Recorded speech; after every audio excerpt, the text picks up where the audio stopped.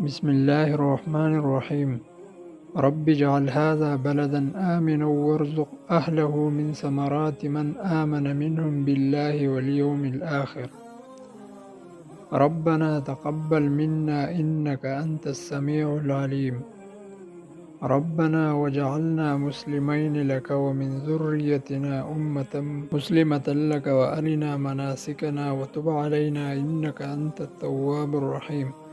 ربنا وابعث فيهم رسولا منهم يتلو عليهم آياتك ويعلمهم الكتاب والحكمة ويزكيهم إنك أنت العزيز الحكيم. واجعل لي لسان صدق في الآخرين واجعلني من ورثة جنة نعيم. ولا تحزني يوم يبعثون يوم لا ينفع مال ولا بنون إلا من أتى الله بقلب سليم. ربي هب لي من الصالحين. ربنا عليك توكلنا وإليك أنبنا وإليك المصير. ربنا لا تجعلنا فتنة للذين كفروا واغفر لنا ربنا إنك أنت العزيز الحكيم. صدق الله العظيم.